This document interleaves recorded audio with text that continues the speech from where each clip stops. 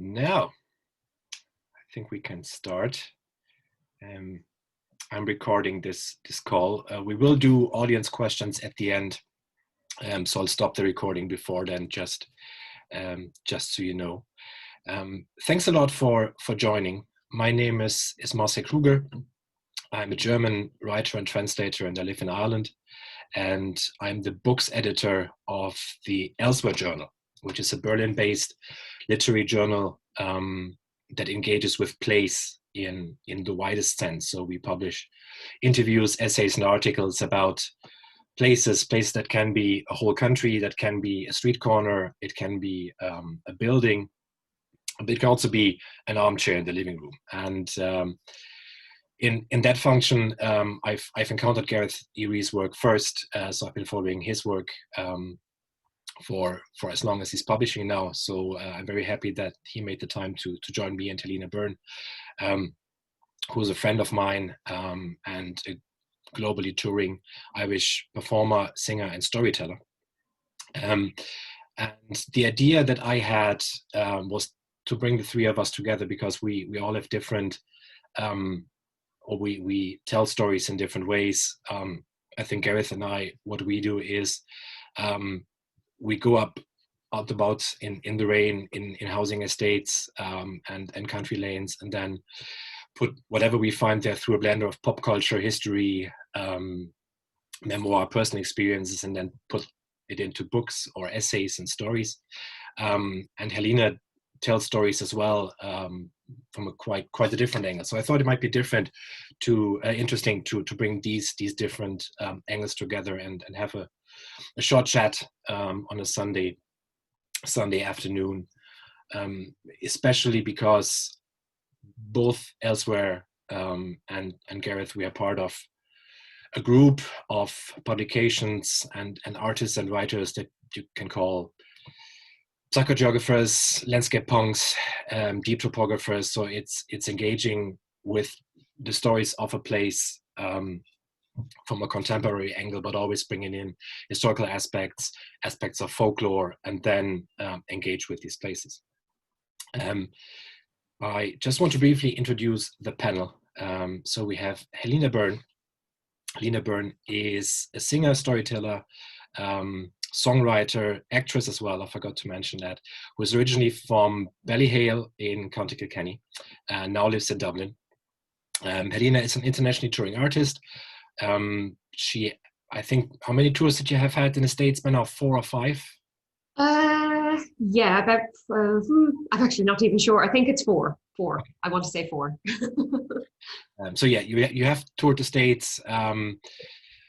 You also perform here in Ireland as a storyteller, as a musician as well. And I think since the first lockdown we have here in Ireland, since March and April, you also branched out into doing this online. So you're offering online storytelling events very successfully. I think, how many events did you have on Halloween? Halloween, I had over a 6-day period, I had 12 shows. busy, but I was very grateful for it. And they were from everywhere. So I was doing shows in America, in Chile, in Singapore. So it's a whole new world. Excellent. Yeah. And our other panelist is Gareth Rees, who's based in Hastings. He's the founder of the Unofficial Britain website that started in 2013, 14, Gareth? 2014, yeah. 14, yeah. He has published 4 books, Marshland, The Stone Tide, Car Park Life, and the latest is Unofficial Britain, same title as the website. The first 3 engage with a specific theme in Car Park Life, or a specific place. I think it's Hastings in the widest sense in Stone Tide, and the Hackney Marshes in Marshland. And Unofficial Britain is much more wider ranging. So this is a book that tells the stories of the places of the everyday, of roundabouts, housing estates, flyovers, from the angle of a landscape punk, of a deep topographer, and engaging with the stories of these places that I think are often overlooked, because when people talk about folklore or urban mythology, it's always about a spooky place somewhere or a haunted house, but it's never about the roundabout just around the corner. So it's a fantastic book that I can absolutely recommend, and I'm delighted that Gareth is joining us today. I want to start, Helena, with you, because I think it might be interesting also for our audience if you tell us a bit more about how one becomes an Irish storyteller, because I think this is, when somebody hears about Irish storytelling, there's a very specific kind of idea that people have, what it is. So it's already somebody telling something about fairies and ghosts whatsoever. So how does somebody become this? Is there an exam you have to take? Is there a union of Irish storytellers that you have to join? Not exactly, no. I accidentally fell into storytelling, I have to admit. I was always performing as a singer and an actress, but it was just when I started working in the museum in Dublin as a tour guide that I started sort of, I would say, I wouldn't say storytelling, but embellishing my tour a little bit.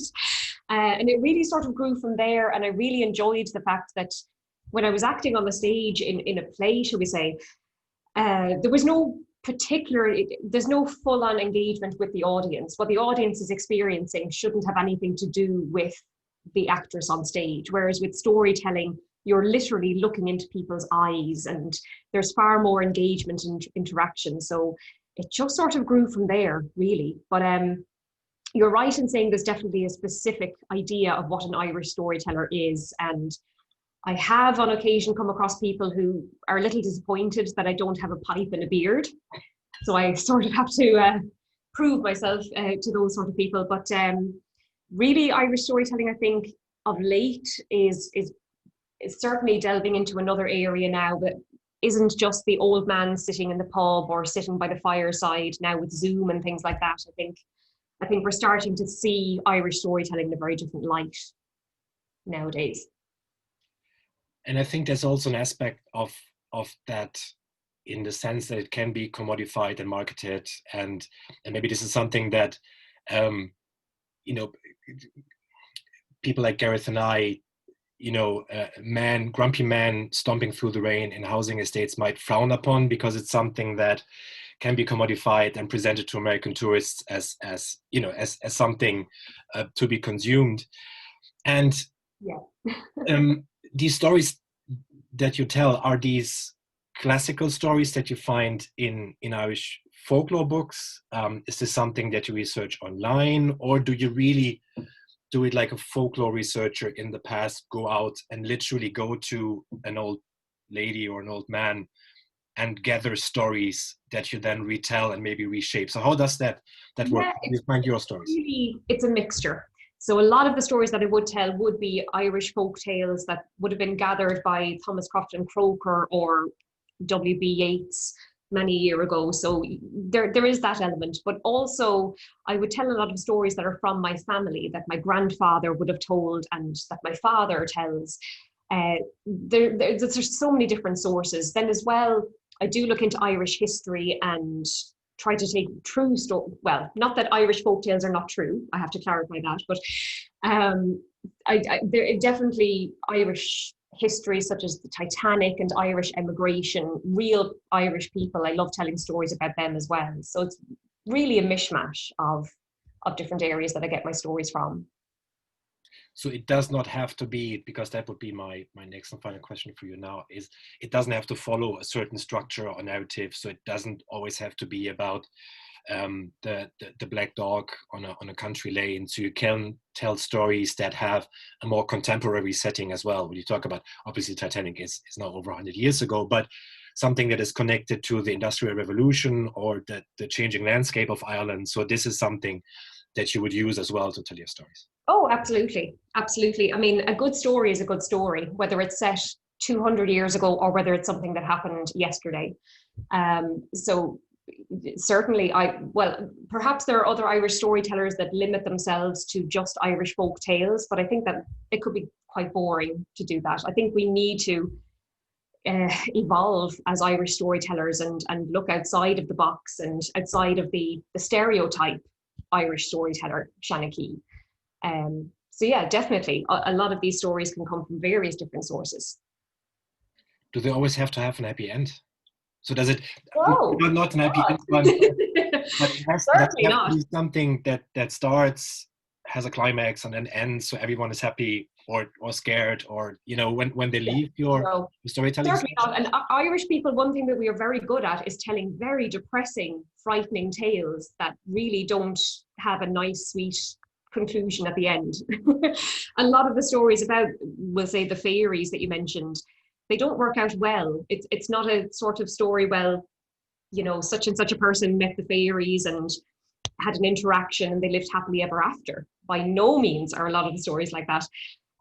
Generally, they're warnings as such. I suppose that's probably because Ireland was always a very poor country. So a lot of these folk tales were in order to keep us under control, in order to, in a world that was in such chaos, when you were struggling to pay your rent and you really didn't know what tomorrow was going to bring, at least you had these superstitions and these folk tales that gave you some sort of structure in life.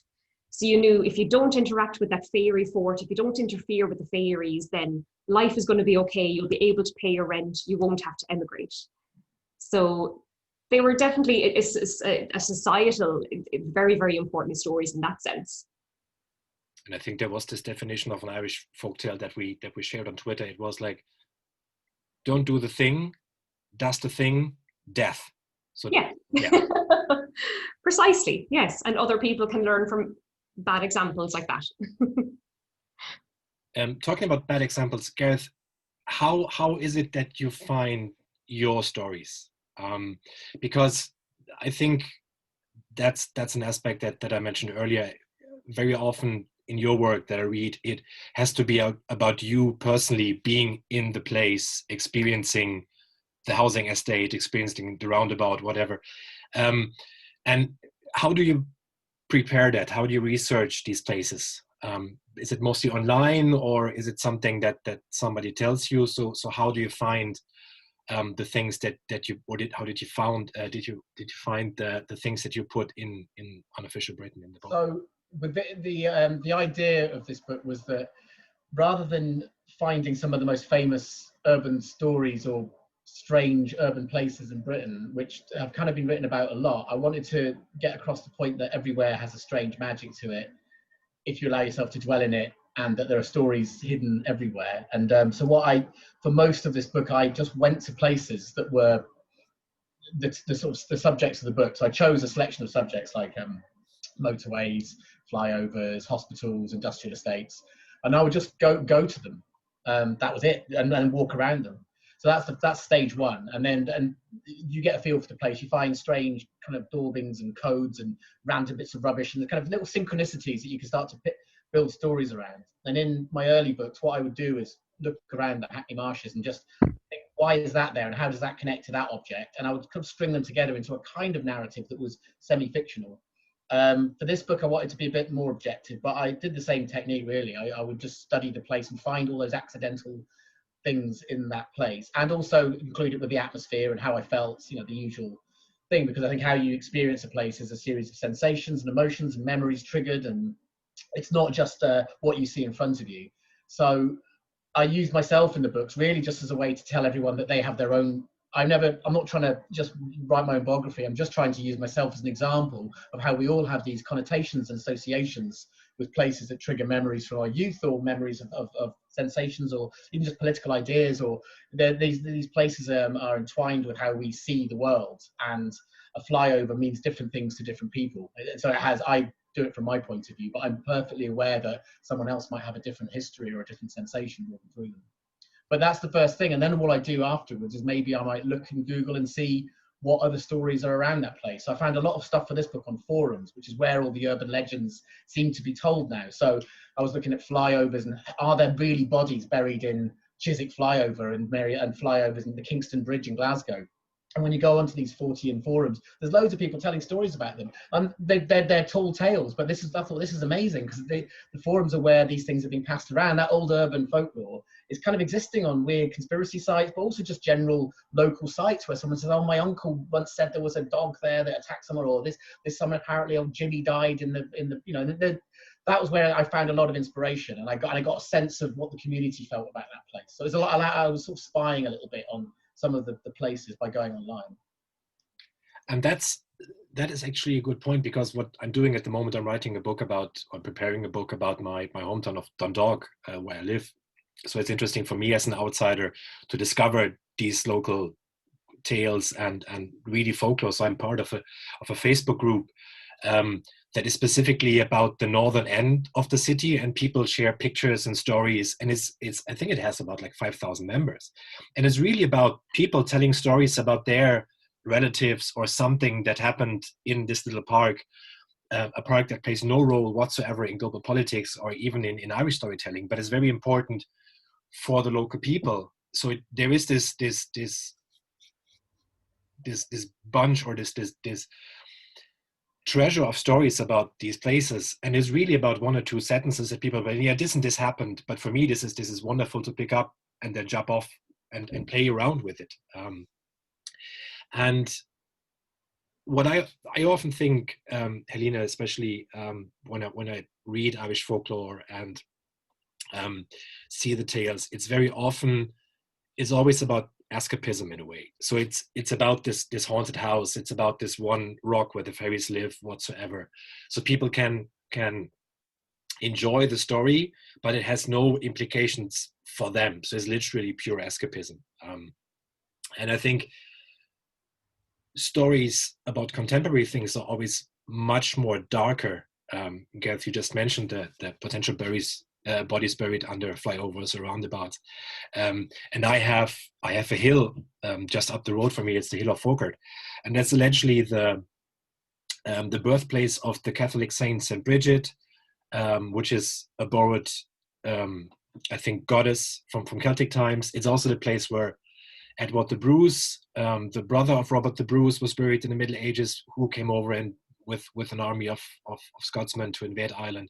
But it's also the place where the IRA put up the first of the so-called disappeared, so people they murdered and buried somewhere, and as part of the peace process, they gave up these bodies. So it was the first place ever in Ireland where one of these bodies was returned by the IRA.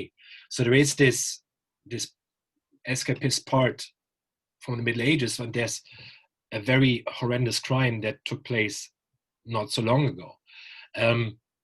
So Gareth, when you tell your stories, and this is something, there is always like a darker undertone, I feel. So there's not much escapism, also because I think that these places are what we see every day, so no one would go to a housing estate for a lovely weekend in the country, Is that a similar experience that you made, that it always turns out much darker than if you would talk about other things? I think that the stories entwined with motorways and bridges and these super modern structures are often the tales of a community that has been disrupted by that thing, through pollution, through physically ploughing through communities and destroying houses. So there's kind of destructive element for it, but there's this lot of creativity. So people then use these structures to dream, to tell stories, to hang out, to paint their art. So there's a sort of positive element to it, but the stories, they tend to be sort of, like the idea of the motorway physically consuming its workers, the exploited workers from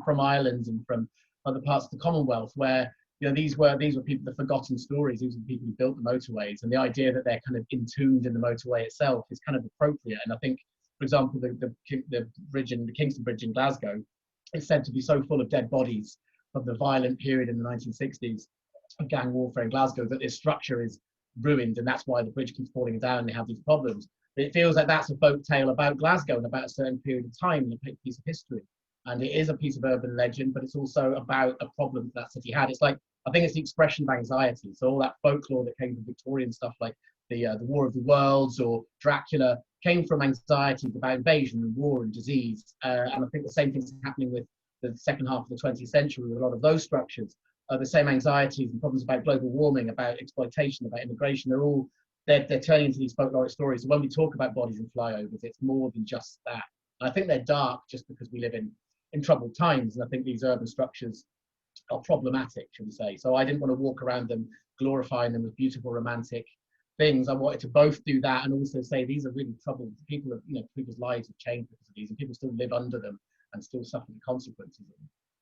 But do you think they will become places of escapism and positive stories, in the sense that maybe 100 years down the road that we took care of climate change and everything's hunky-dory now, and people use more trains than ever before and no one uses cars anymore, and then there's like this deserted roundabout somewhere? Do you think it can become something positive, or will it stay with us? Well, yeah, in the same way as in Glasgow, though, I write about the several attempts by amateur archaeologists to trace this geometry beneath Glasgow with these old moon cults from prehistory, tracing these ley lines and and the sites of importance in this kind of geometric pattern. I can't see why in 300 years people won't do the same with the M6 and the ring and the M25 around London.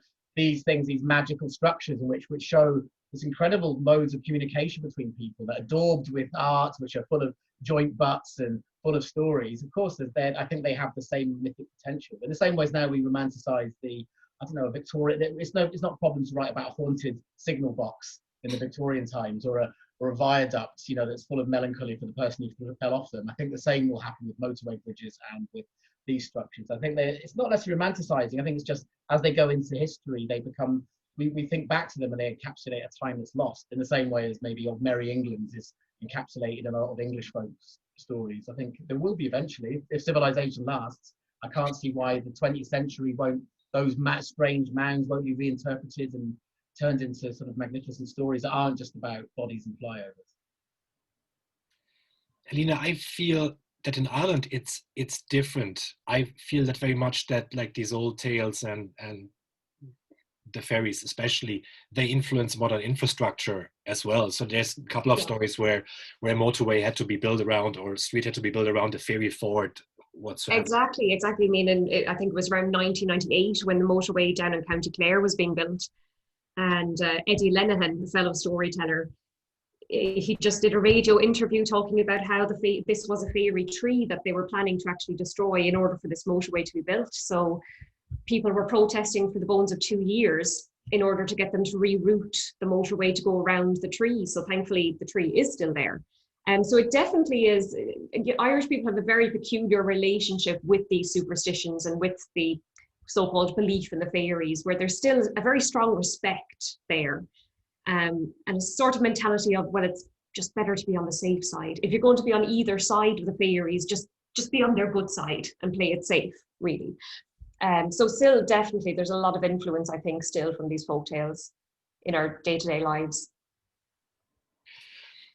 And something that's very interesting for me as a German, because in Germany there is no real engagement with folklore. It's either for children, so it's either the Grimm's fairy tales or it's something academic, but there's nothing in between, because that was, in a nutshell, I don't want to go into details here, but that was ruined by the Nazis for us.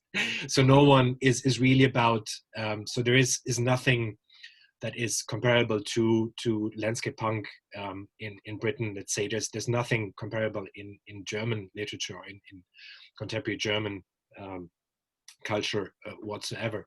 So I often am very surprised how much these things still play a role in everyday life in Ireland.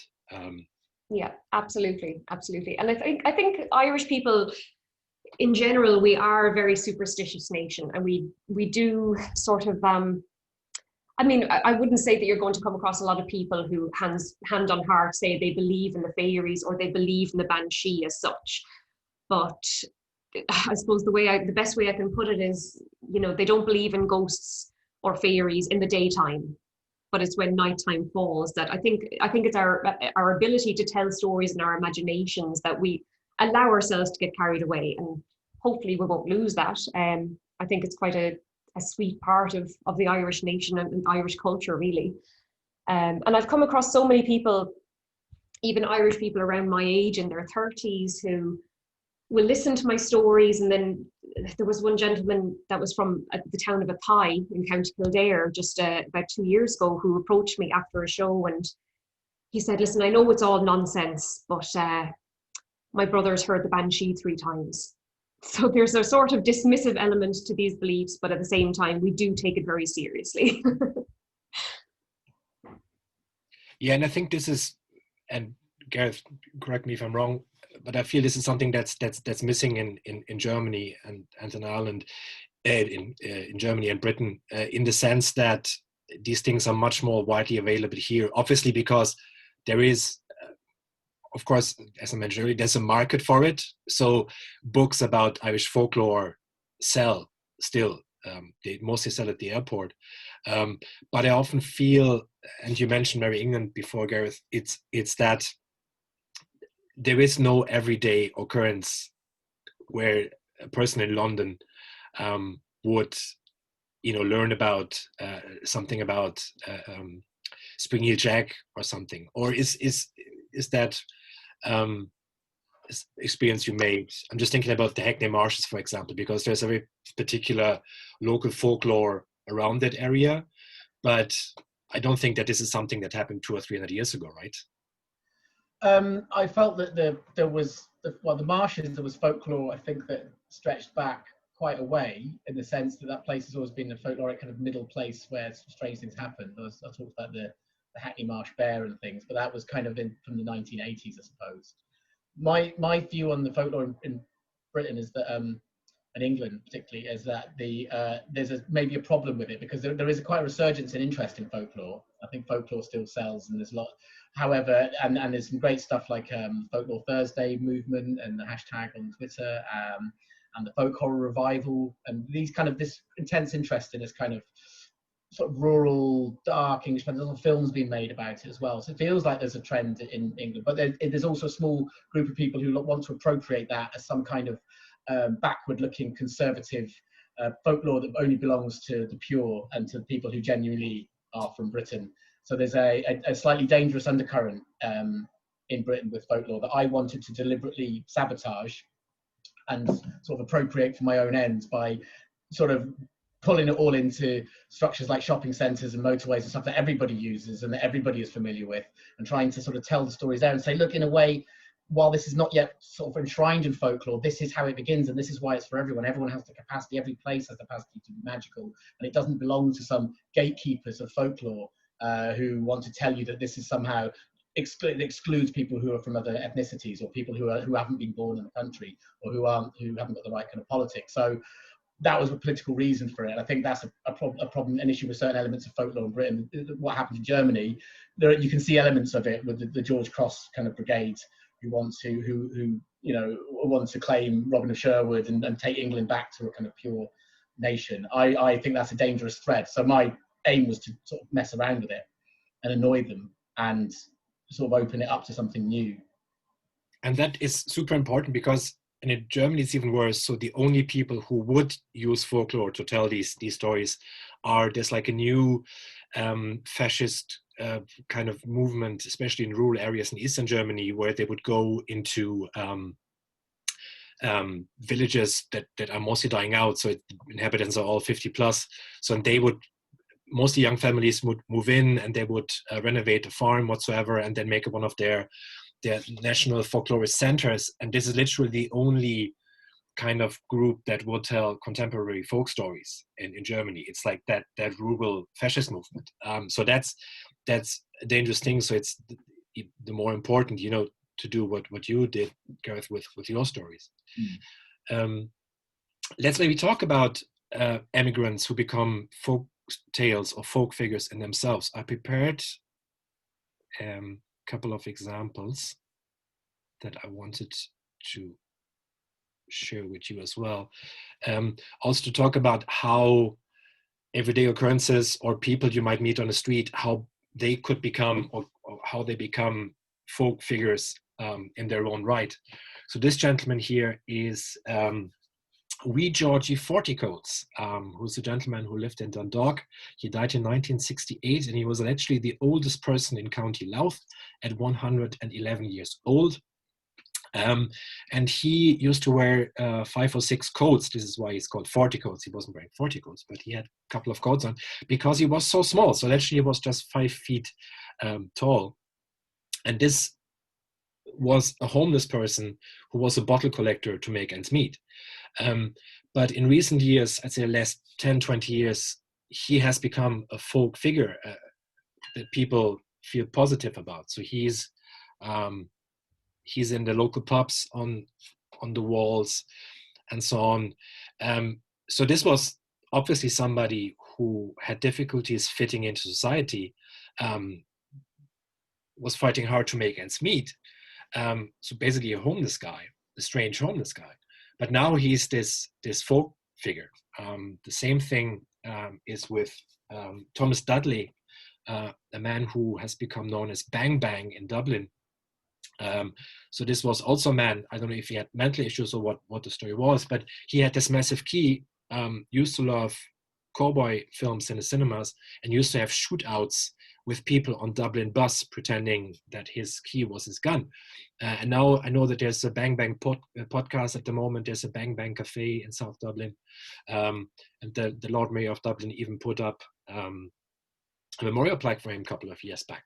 And again, it's this outcast, or this person with very bizarre behavior, who then in hindsight becomes a positive figure.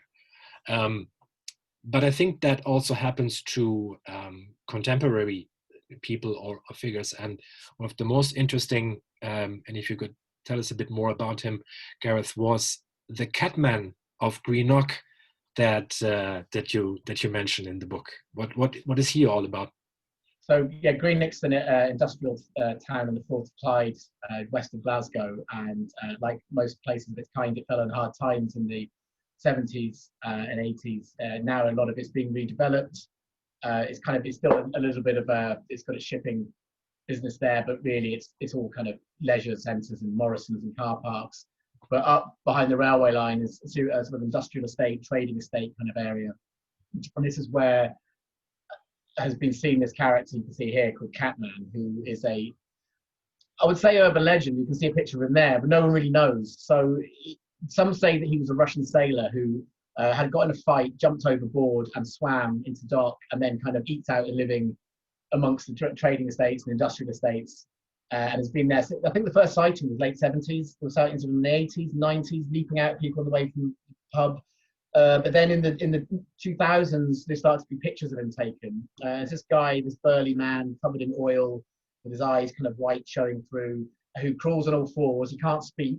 The legend is because he got his jaw broken as a sailor, and that was why he can't speak. And he lives in this sort of alleyway in the back of the Dellingbourne industrial estate. However, another theory is in the sort of 50s and 60s, they would have a person there in the docks called a Catman. And the Catman's job, he would usually be a sort of homeless guy or troubled person who they would sort of throw a bone really by giving him some food, and in return he would look after the cats to keep the rat population down. So another theory is he's like a Catman. He's gone rogue, like one of those Japanese soldiers still fighting in the jungle sort of after the war's ended. He's still doing his job and sorting out the rats. It could be a big hoax. The council have looked for him.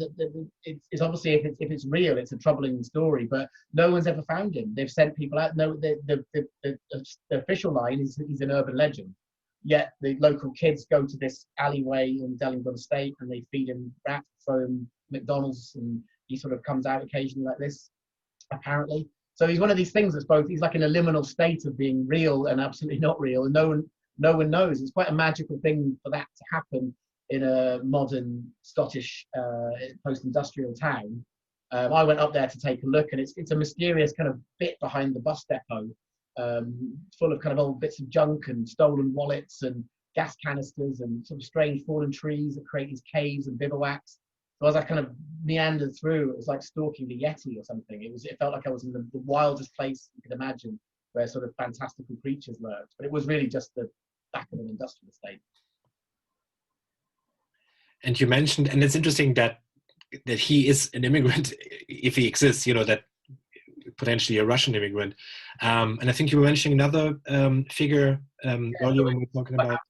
From the sort of 70s and 80s, 90s, there was a guy called Joseph Stałanaga who was a Polish immigrant who, there was all sorts of rumors flying about him. But anyway, the story goes that he got a job in the factory, then had a nervous breakdown when his wife left him. I think he married an Austrian woman, and the Austrian woman left him, and then he started to push his stuff around in the trolley, and eventually he set up on the central reservation of the Wolverhampton Ring Road, right near a roundabout, which the roundabout's got kind of entrances to it, underpasses, so you can get to it. So that that strip of land, which is really, really thin and long, just a kind of grassy strip between the dual carriageway, was his home for like 30 years. He had this little tent city. The local Hindus believed he was a holy man, so they would bring him offerings and gifts. So he became this religious figure. He was a cantankerous kind of guy with a long beard, looked like Gandalf, and he had a broom he would offer to sweep up in return for the council leaving him alone. And so he did, and apparently he had a TV in his tent, and he had electricity from somewhere. And that was him, and he became a folkloric figure. Some people said he was a Nazi and that there was a sort of dark past. So people started to tell these different versions of the stories, and depending on their point of view. So he became another character who people could see, but he was in this threshold area that no one could really touch. They could just pass him, just see his figure, and kind of use their own conjecture to work out who he was and why he was there. No one really knew the story. And he was more of a rumor than a reality, even though people could see him like a wizard just near the roundabout in Wolverhampton. But do you think it's easier to tell these stories about, you know, these figures, and to put them in these liminal spaces because it stops us from engaging with them, with the real person and the potential real trauma that has happened to them, or is it just something that we need to do as people to come up with stories around these eccentrics and these special figures because they don't fit into society? Well, I think the reason is these figures haunt these liminal threshold places and edgelands because of the nature of the place themselves. Because my book is really more about the place than the folklore and the myth. But what I'm trying to do with the myth is trying to open up a kind of more of not just to look at this place and say, well, this is an edgeland, isn't it interesting, but to say, look how storied it is, and look how these sort of, it's fertile because no one's really certain what it is. So there's a magical uncertainty. The narratives can go in either way. It's open to interpretation, and these sorts of figures live in these places because no one can really access them. They're there in full view of an urban area, but no one. It's hard for them to get to. It's hard for people to stumble upon them. They're kind of frightening places. They're the dark, spooky wood or the strange house on the hill, and that's what the weird bit in the industrial estate is. That's what the underpass is. That's what the central reservation of a ring road. They're there, but they're also not there. They're kind of worlds within worlds, and that gives them a sort of. I describe them as thin places, which is, you know, what Yeats would recognise, and what, you know, Irish folklore would recognise as a place where, you know, where the barrier between worlds is at its thinnest. And I think that is sometimes in industrial estates, and I think that is sometimes in underpasses through motorways. I think those places are the new kind of thin places, the places that are very uncertain, and folklore seems to grow in them. Yeah, I think that the stories that come up, they're to explain the unexplainable, really. And particularly with Irish folklore, when we didn't have scientific explanations for things, or why somebody might have had epilepsy or something along those lines, well, they were taken away by the fairies. This is not actually my wife, this is a changeling, and this is why she's acting in that way. And it gave people comfort because they were able to essentially put a label on things, I suppose. So definitely I can relate to that with Irish folklore as well. Yeah. And in Liverpool, the artist Mark Leckey actually claims that when he was 8 years old, saw a fairy underneath the motorway, the M53 in the Wirral, and that influenced a lot of his work. And so when he was doing sort of installations later, he was talking about rave cultures and dance cultures in the sort of 60s, 70s, 80s, and how the working class experience. He described that kind of thing of people being trapped into the rave culture as almost being imprisoned by the fairies. There was this idea that people had to go out and to get away from the drudgery of work, and they would this spell was cast on them when they were dancing. And that was, he equated it to his experience as a kid. And then his latest work, he actually has these people turning into changelings. I think there's a changeling story in underneath the motorway in his latest installation, which came out last year. And one of the children gets swapped for one of the other children underneath this life-size facsimile of the underpass that he used to hang out under a kid. So it's direct sort of folkloric imagery, and he swears that he said for years when he was a kid he believed that it was a fairy. It was only when he got to late teen years he started to, that rationality began to come in and began to doubt that experience. But it didn't stop him taking that story and using it for the rest of his career, as far as I can see. And I think that's something that is positive for the three of us, that we can take these things and do with them what we want, because no one has claim on them, you know. So if you want to take that occurrence or that particular folktale related to a specific place and retell it and remix it, I think we can do that, because there is no authority on urban legends or folklore. But I really like. That's why I when I was making my album of folk tales about real people that had emigrated from Ireland, and it was such a different animal completely, because I was dealing with real people and of course had to get in touch with their relatives to make sure that I was actually representing them correctly. Whereas with Irish folklore, you can just have your way with it and twist and turn in whatever manner that you wish. So, yeah. Well, I like what you said, Gareth, about the thin places. And I think in Ireland, Helena, correct me if I'm wrong now, but I think here they're still mostly connected to rural setting, because I think mostly because we don't have that many edgelands. So we have edgelands in Dublin and Galway and Cork maybe, so where there is this, where the urban is encroaching into the countryside. But I think yeah, I would agree with that. But I suppose it's because these folktales belonged to the peasants of Ireland. The educated looked down on these stories. So really, it was the rural people living in the west of Mayo that had no electricity, and they were the ones that really held out on their superstitions for as long as possible. But the upper class in Ireland would have looked at these folktales with disdain, essentially. And of course, you would find the upper class more so in the south of Dublin than you would in the middle of Kerry somewhere. Excellent. Just being conscious of time, we've got 5:45 now. Maybe we'll see if there are any questions in the audience, and then we could finish maybe with a short story, Helena, and a bit of reading, Gareth, if that is okay. Yeah, perfect. So if there are any questions from the audience, please unmute yourself, or I think you can, at the bottom right, there's a reactions button. So if you want to raise your hand like this, you can do that.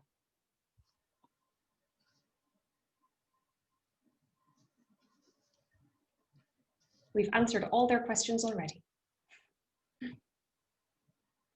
Well, hopefully we have been entertaining as well. Yeah, doesn't seem to be the case that there are any questions. Helena, maybe we'll start with you then. Sure. Well, I might tell a story actually that I stole from my father. And this is a story that he was something that he experienced when he was just about 13 years of age. He was going to a boarding school in Freshford in County Kilkenny, but he was at home for the summer. And that particular summer, his mother told him that he could go to the movies all by himself. And of course, for my father at 13 years of age, his name is John, this is just a huge deal, getting to go to the movies all by himself. So he makes his way from their house all the way down the country road to Graiguenamanagh, where the cinema is, and the only movie being shown that night is Night of the Living Dead. And my father's been telling himself how big and brave he is the entire walk down, so he can't back out now. So he gets a ticket and he goes to the movie, and it is like nothing he's ever seen before. There are zombies eating people and people killing zombies and whacking them over the head with a shovel and just all sorts. And my father steps out of the movie, and that lovely summer evening has been replaced by a very sinister summer's night. And there's a full moon. And as he starts to make his way up the country lane, there isn't a bird singing in the trees, but every now and then he can almost swear that something is rustling in the bushes beside him. And when he gets about halfway home, he hears a sound that he just can't ignore. And it's the sound of heavy breathing. And he turns to his left, and right there in the field is a figure about 5 foot tall, with 2 horns protruding from the head, beady eyes staring right at him, a long torso, and 2 spindly legs. John has no idea what he's looking at, but it looks just like the devil. So he tears home as fast as he can. And for the entire summer, every night, he's peering through the curtains, expecting this devil creature to come and get him. And eventually, before he goes back to school at the end of summer, he ventures down the lane to investigate further. And he looks over the gate, and right there, where he saw the devil, is a donkey, standing facing him directly, with 2 ears, 2 eyes, a long torso, and what could have been mistaken for 2 instead of 4 legs. So that's my father's account of the reason why he has a fear of donkeys, really. So sometimes it might be the Banshee or it might be fairies. Other times it may just be a donkey. Wonderful. Thank you very much. And we have a question from Ian, actually, Gareth, before we move on to your reading. Ian is asking, I wondered how important you see place to be in terms of storytelling. Can there be story without place, do you think? Do places produce stories, or simply set stories in place? Or do we simply set stories in place? Maybe Helena, what is your take on that? I think there's a bit of both, really. Irish folklore can be quite peculiar because we seem to think, a lot of Irish people seem to think that it's just unique to Ireland, but of course storytelling is not just unique to Ireland, and folklore is not unique to Ireland. There's one particular story that comes to mind about 2 hunchbacks from County Tipperary, and you can actually go to the exact fairy fort where this story is supposed to have occurred, where Thomas Crofton Krueger recorded it. And I was telling this story in my shows for about 2 years before I did a little bit more digging and realized that there was actually a Scandinavian version of the story, there was an Italian version of the story, a Japanese version of the story even. So I would have thought that this was a precious Irish folktale. It actually wasn't at all. It's actually a global success of a story that could be found all over the world. So I think there's an element of both. You can certainly, a good story is going to be a good story no matter where you set it. But then in Irish folklore, you will certainly find these places like Knockgrafton, where this story was supposed to have been told, that it adds a little bit of magic to it, I think, when you can physically visit the place that the story is said to have happened in. Thank you. Gareth, what do you think?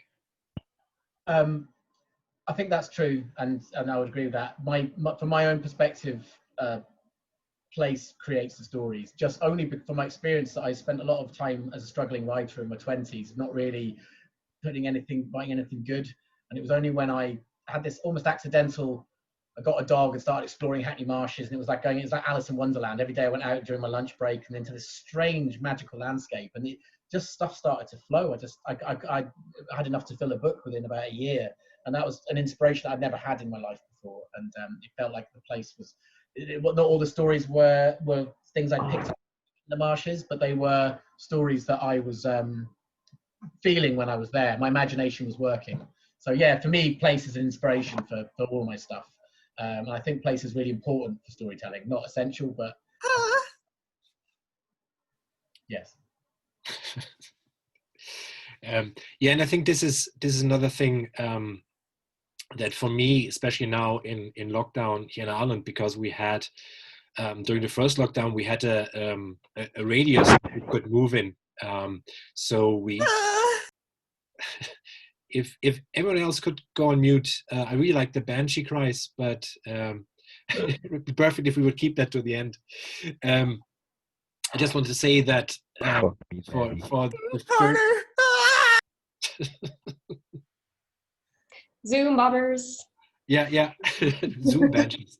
No, just to finish on this, I think lockdown for many people has also brought a stronger focus on local stories and local their surroundings, just because we were kept into I'm coming.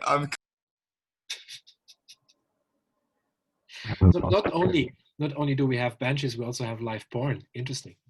Yeah. Right, I think it's time for a Sunday afternoon to finish, Gareth, with you maybe reading a short bit from your book. I'll do it to the porn soundtrack. My God, that's the most I've ever made. Right, okay. I'm going to tell just a story about a multi-story. This is true, this story. It was told to me by my friend Mark. Mark manned the sentry box at the entrance of the Nelson Street multi-story in Bristol during the 1990s. Mark was an aspiring artist with no interest in climbing a career ladder. So for years, he'd skip from job to job, happy so long as it paid him a wage and gave him plenty of time to think. He really liked his job at the NCP. That was great sex for a 3-year-old. Despite the attitude time. Occasionally they would swagger through the car park in their brown coats like characters from the Sweeney, but they weren't a problem that Mark had to worry about because he had a night shift. He was a night shift worker and he had the place mostly to himself. And his job was to monitor the entry barrier at night and check the car park for suspicious intruders and wander through the levels with a black plastic bag to collect up litter.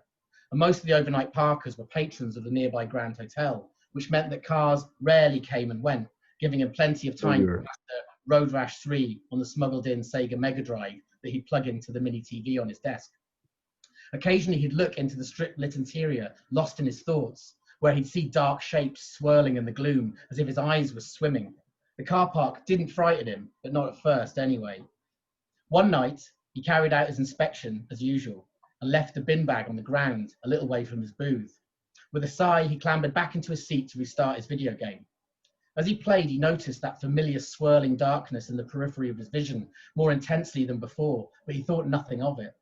A few hours later, it was time for his second inspection, but to his surprise, the bin bag he'd left outside the sentry box was no longer there. He wandered round the few parked cars on the lower level, confused. He must have absent-mindedly left it in a different spot. Oh, Beck Lambert, that dog really turns me on. Oh, God, you naughty fucking... It was only when he wandered up the ramp to level 2 that he saw the bag lying on the floor, as if hurriedly abandoned. There was no way he'd left it there like that, he thought. Someone was playing a joke on him, maybe the other night watchman having a laugh at his expense. He picked up the bin liner and proceeded through the levels, keeping a lookout for anything suspicious, before he returned to the floor and the ground, where he once again dumped the bag in the usual place. In the booth, he got ready to fire up the Mega Drive again, but before he reached for the controller, an ominous sensation made him turn his head and look into the car park. He took a deep breath. Around the bin bag seethed an inky black mass, thicker than the darkness around it, gathering itself around the object as if trying to haul it away. After a few seconds, it formed the shape of a large, heavy-set man, but after he blinked, it was gone. Mark trembled, the Sega controller wobbling in his hands. What had he just witnessed? The next day, he met the other night shift worker and told him his tale, not without embarrassment, expecting laughter in response, but his co-worker did not smile. Yep, he said, I've seen it too. Not just once either. It happens a lot. I just didn't tell anyone as they think I was crazy or lying. Mark had sought an excuse to shrug off the incident, but now that his friend had confirmed it, he really was spooked. For the remainder of his time at the Nelson Street NCP, he was on edge. He didn't mind the early part of the shift, when the car park resounded with noise from revellers in the Bristol city centre, but as things began to calm down after 2 a.m, the exact time he'd seen the bin bag spectre, the atmosphere would change. The car park would fall deathly quiet, but for wind blowing litter through the levels, the drip of water in the stairwell, and the occasional shriek of a siren in the night. And that was when he'd sometimes notice the warp and flecks of an obsidian shape in the darkness and feel once again that primal dread. That's it. Thank you very much. Excellent. We're almost at time, so thanks both of you for joining me on this dreary November afternoon on a Sunday. Unofficial Britain is just out. I can absolutely recommend it to everyone who has not read it yet. There it is. So go and get a physical or electronic copy. Helena, your website is Helena Byrne. HelenaByrne.com. Pretty simple. Or irishstoryteller.com will get you there as well. Excellent. So if anyone's interested in booking Helena for a storytelling session, you have to go there and see what she offers. So yeah, thanks a lot. Oh, and obviously I have to do the pitch because my editor-in-chief is also on. So, and obviously we are the Elsewhere Journal and you can find us online as well. And we're on Twitter, the three of us. And we will put up the recording of this chat this coming week. And I'll put the link, people asking for it. And then obviously I'll put the link in with my review of Gareth's book. Here's the link to the Elspeth Journal. So thanks everyone for joining and watching. Enjoy the rest of your evening, and I hope we chat again soon. Thank you. Thanks so much, Marcel. Thank you. Bye.